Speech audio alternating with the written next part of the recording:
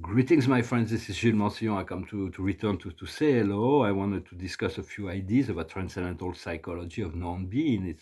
It's a process. We're really at a shifting time. It is very important to understand that we have to integrate both darkness and light.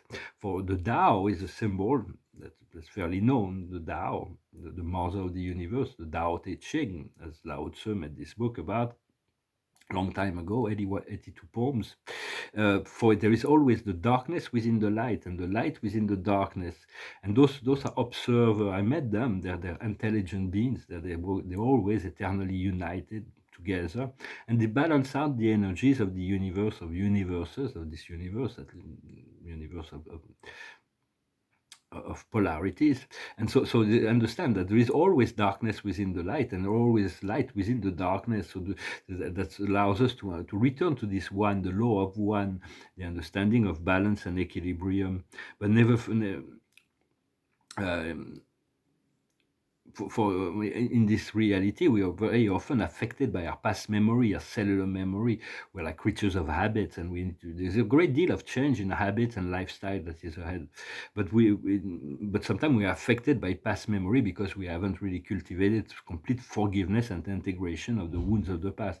From a spiritual perspective, and then the future is something we look forward to. But it's the opposite from a spiritual. When we achieve the spiritual plane, the past is like conquered territory, something the lessons have been integrated and they're past, they will never come back again. But the future is completely unknown. There are challenges that we haven't yet overcome. So it is it is understanding also that we're moving from a world that's fully about the external, the outer form, to a world that's about the inner grace, the state of inner serenity, lucidity, and grace will manifest a new form, but it won't be so much about external. It's going to be about the subtle balance between this continuous internal evolution and the manifestation of form. So always follow your inner truth, your own inner truth, your heart, and trust the divine plan. For there is a divine plan at work that's like very subtle, and so we need it's very important to discern what needs to be shared and what needs to be what's kept to yourself. For like when we keep something to ourselves, we make it very, very strong. So if you have negative energy, sometimes it's good to find a safe way to share it so that you discharge it, or you can just share it with Mother Earth, share it with God, share it with in your mind, and then they'll find a way. The angels, and talk about a little angelic exercise to get rid of all kinds of that was expressed by the angels. But because, but then there's certain things that you want to keep to yourself. You have like because they're confidential. They're like, you want something you want to make very strong until it's time to manifest. So it's discerning what to share and what not to share. And for understanding, there's billions of angels that are working in the path of the earth. The angels are very close to us. They're on the higher planes, but they're the closest spirit beings that are always associated with physical being, physical matter, and they're all different, they're all unique, they all work very well together, much better than humans, and they're real, they're protecting force, but they can also, you can always, when you ask angels to assist you in any process, you will see that things go a lot easier.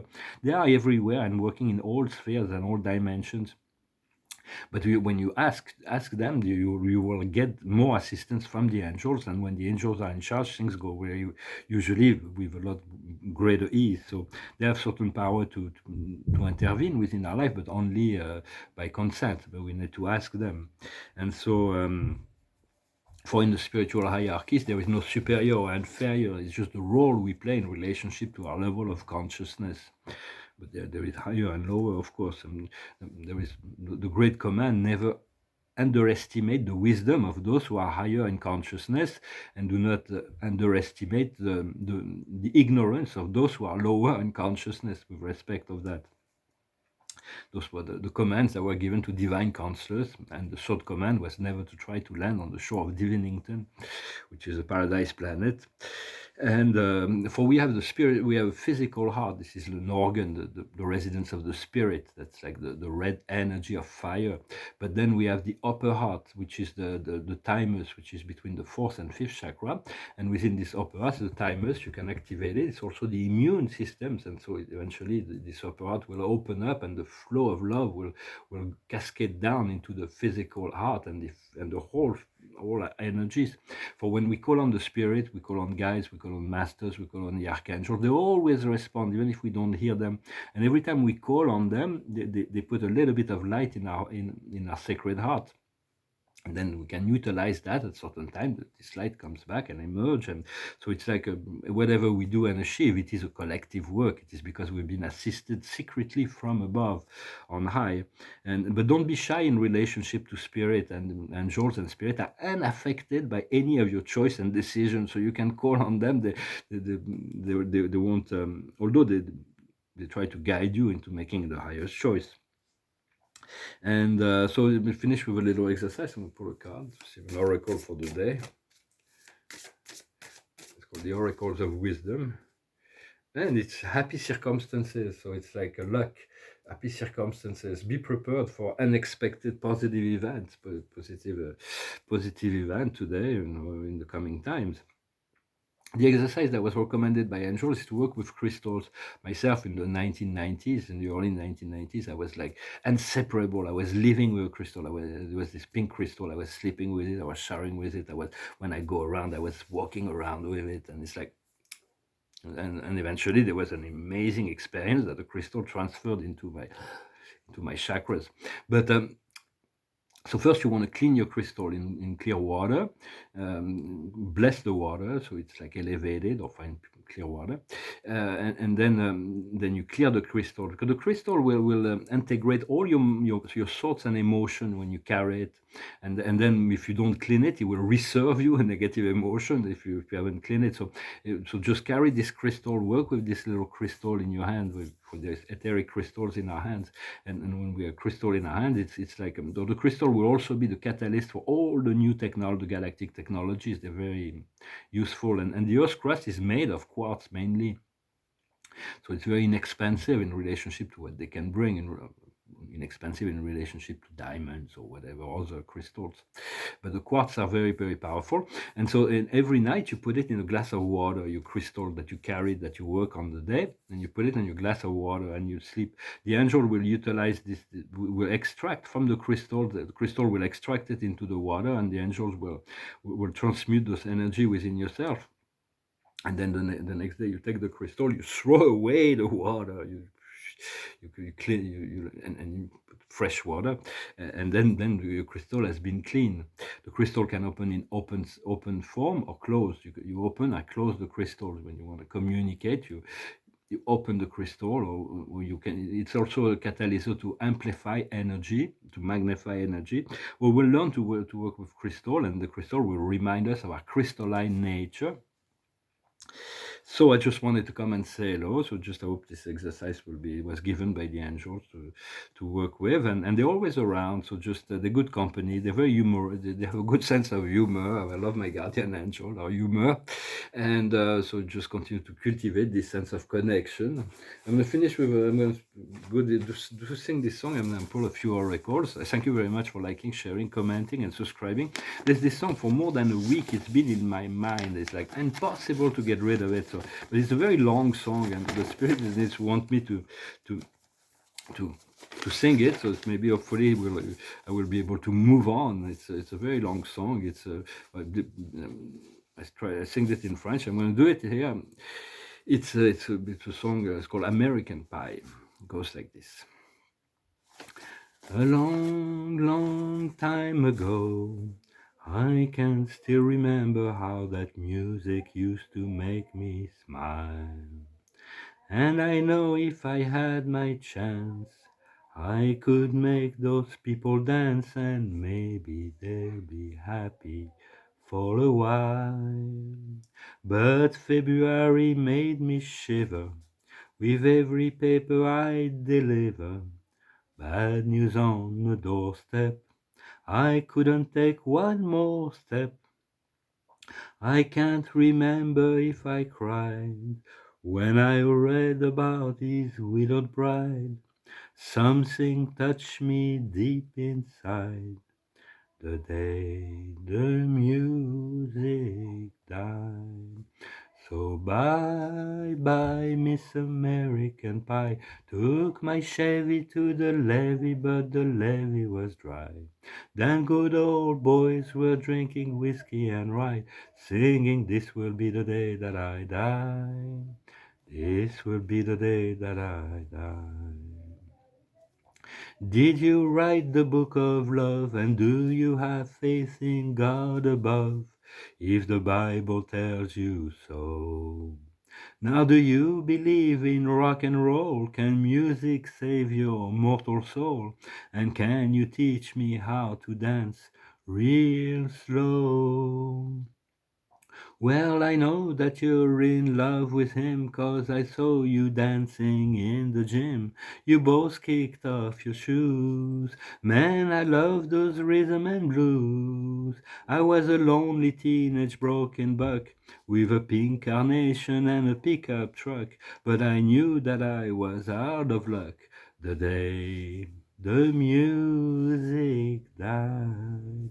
I started singing, "Bye bye, Miss American Pie." Took my Chevy to the levee, but the levee was dry. Then good old boys were drinking whiskey and rye, singing, "This will be the day that I die. This will be the day that I die." Now for 10 years we've been on our own, and most grown fat on a rolling stone. But that's not how it used to be. When the jester sang for the king and queen in a coat he borrowed from James Dean, and the voice that came from you and me. Oh, and while the king was looking down, the jester stole his thorny crown. The courtroom was adjourned, no verdict was written, and while Lenin read the book on Marx, the quarter practiced in the park, and the sad song digged in the dark. The day the music died, they were singing, "Bye bye, Miss American Pie." Took my Chevy to the levee, but the levee was dry. Then good old boys were singing whiskey and rye, singing, "This will be the day that I die. This will be the day that I die." Helter shelter in the summer swelter, the bird flew off with a falling shelter, 8 miles high and falling fast. It landed falls in the grass, the player tried for a forward pass, with the jester on the sideline in the cast.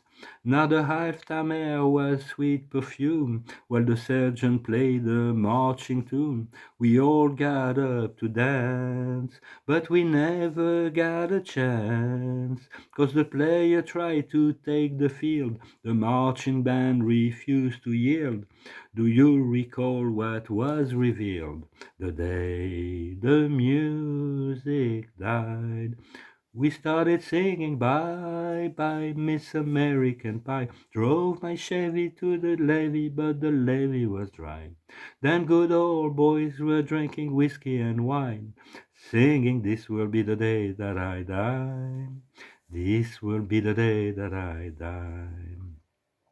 Oh, and there they were all in one place, a generation lost in space, with no time left to start again. So come on, Jack, be nimble, Jack, be quick, Jack, flash on the candlestick, 'cause fire is the devil's only friend. Oh, and I was watching on the stage, my hands were clenching the fist of rage. No angel born in hell could break that Satan's spell. And as the flame climbed high into the night, the light of sacrificial rite, I saw Satan laughing with delight. The day the music died, he was singing bye bye, Miss American Pie. Drove my Chevy to the levee, but the levee was dry. Then good old boys were singing, drinking, when drinking whiskey and rye, singing, this will be the day that I die. This will be the day that I die. I met a girl who sang the blues and asked her for some happy news, but she just smiled and turned away.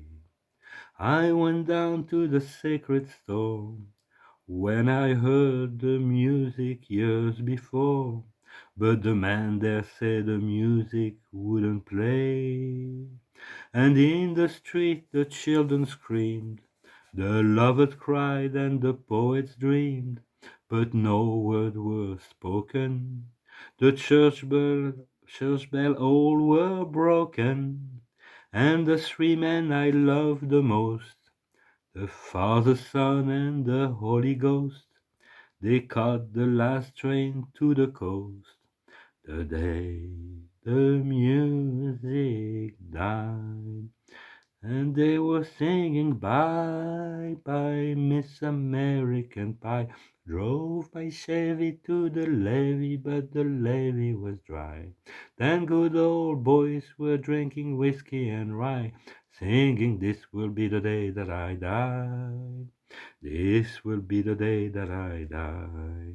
They were singing bye bye, Miss American Pie. Drove my Chevy to the levee, but the levee was dry. Then good old boys were drinking whiskey and rye, singing, this will be the day that I die. This will be the day that I die.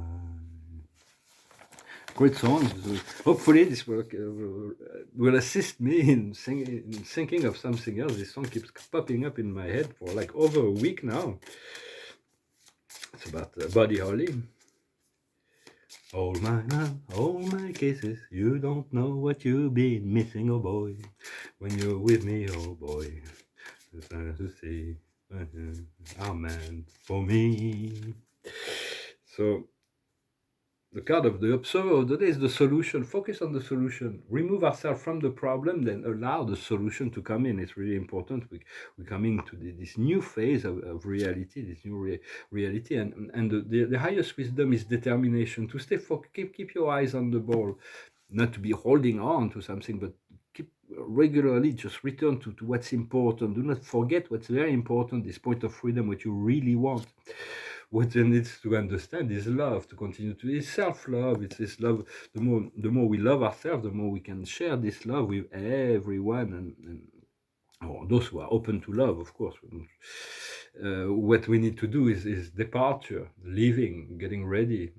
All my bags are packed, I'm ready to go. I'm standing here outside your door. I hate to sing the song. So like this, but getting ready for this new phase, and the outcome is success. The success is going to be manifested. What does success mean? The success is a renewal, a brand new beginning. What is it we want to achieve? Is rest, relaxation, vacation. And what further us on the way to success is destiny, to align with our destiny, our highest timeline. And so we're creating a future that will be free for everyone, and it's our future that we're creating. So this freedom is for all of us, and so to just continue to cultivate that connection and follow your inner guidance, your inner truth, and allow trust in the divine plan. For God wants us to all be free and enjoy and celebration. And so it's like little by little, day after day, focus on those things that make you feel good, that cultivate this well-being, and broadcast joy as much as possible. Well, thank you very much. I wish you a wonderful day, and I'll return shortly. I'll talk to you later. Adonai.